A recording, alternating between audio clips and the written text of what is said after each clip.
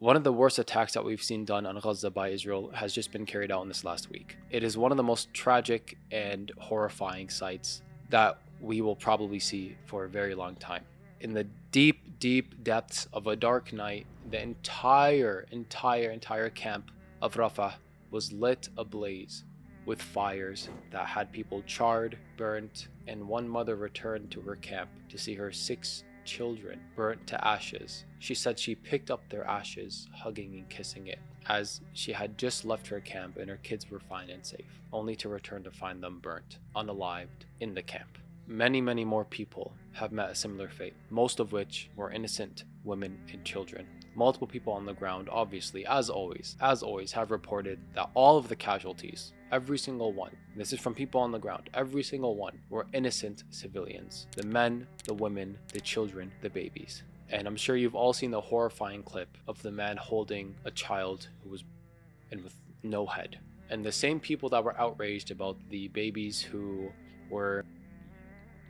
are nowhere to be seen, nowhere to be heard. And again, this is one of the most, if not the most tragic event that has taken place. This is so bad that quite literally everyone on the face of the earth is speaking out against it. Even the French president, Emmanuel Macron, said that this is completely indefensible. I actually have the quote here. The French president, Emmanuel Macron, said, outraged by the Israeli strikes that have and displaced many persons in Rafah. These operations must stop. There are no safe areas in Rafah for Palestinian civilians. I call for full respect for international law and an immediate ceasefire. And keep in mind, this happened just after the prosecuting attorney filed for arrest warrants for Netanyahu and some other members in Israel. And this happened just after the ICC and the ICJ were demanding that Israel stop all military action and do not go into Rafah. And Israel's become a pariah state, meaning that they've gone outside of the international court of law and they don't care about what the International Criminal Court tells them to do. Now they're a pariah state just like Russia. And Netanyahu forever has talked about going into Rafah, and he has multiple times. This is not the first time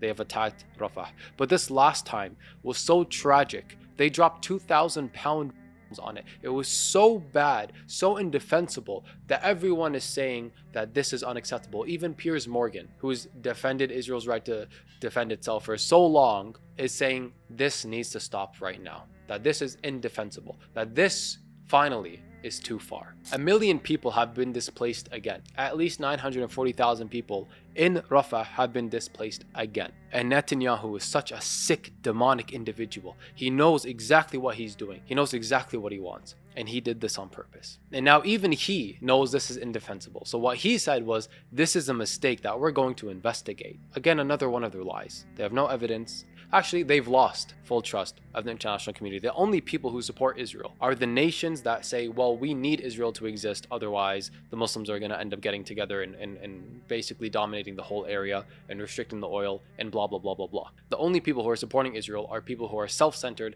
selfish, and only pro their own country. But as always, just like nations rise and fall, and people come to power and people lose power, Israel's beginning to tumble and spiral and fall. It is finally the time for Israel to collapse and for Palestinians, inshallah, to get the rights to self-determination, the right to exist that they deserve. The right that was stolen from them, stolen by Israel 75 years ago. They're finally getting that. Spain, Norway, and Ireland have fully announced that they support and recognize Palestine as an official state. All of the major changes throughout history have gotten to a point where it's so bloody, so destructive, so unbearable to a human eye that change has to be made. And that is what we've seen from Gaza. The entire world is collecting together against Israel. And more people have changed their mind in the last month or in the last 8 months than ever before on the issue of Gaza. And Israel has done every single thing in its power to further ruin their own reputation, to further ruin the trust that they've built with the international community, and to show the world their true colors. And this is exactly what the children of Israel have done time and time again, as Allah subhanahu wa ta'ala says in Surah Al-Isra, that they will become arrogant in the land twice, and that's what they've done twice in the past. And they're becoming arrogant once again, and each time they became arrogant in the past, they got destroyed. It was their own hands that wrecked themselves. And once again, it's their own arrogance, thinking they can do whatever they want and that no one's going to stop them, that will be the end of them. And Netanyahu is spearheading this.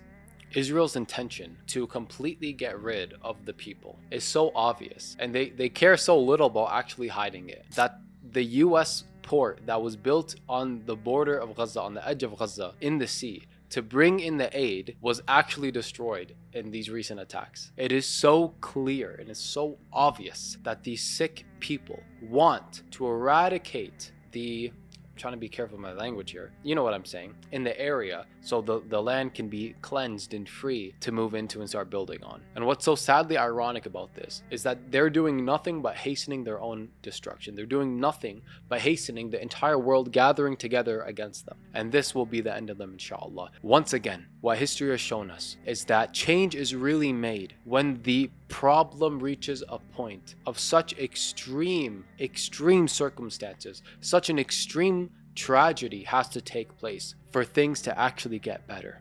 And that's what we're seeing here. It's horrible, and may Allah protect our brothers and sisters in Palestine and accept the ones who have died as martyrs and punish the wrongdoers for their crimes. And Allah subhanahu wa ta'ala is just and merciful. But this is usually the catalyst for change to happen. And inshallah, what we will all see throughout the next few months, the next few years, is Israel will continue to ruin its own reputation. It will continue to lose the trust of the international community, and Palestinians, inshallah, will eventually be given the right to self-determination, to the freedom that human beings are supposed to have. Keep making dua, keep supporting, keep donating, keep helping, and keep raising awareness. Find all the videos on it and share it with people, and like and comment on this video as well. I did an entire interview with Imam Omar Suleiman talking about Palestine and unity as Muslims, and that will be up on the Daily Muslim, and the link will be in the description to that channel, so please make sure you subscribe to that. And again, like, comment, share, subscribe to this channel, and like this video, inshallah. And I'll see you guys in the next one. Keep Palestine in your du'as. Wassalamu alaikum wa rahmatullahi wa barakatuh.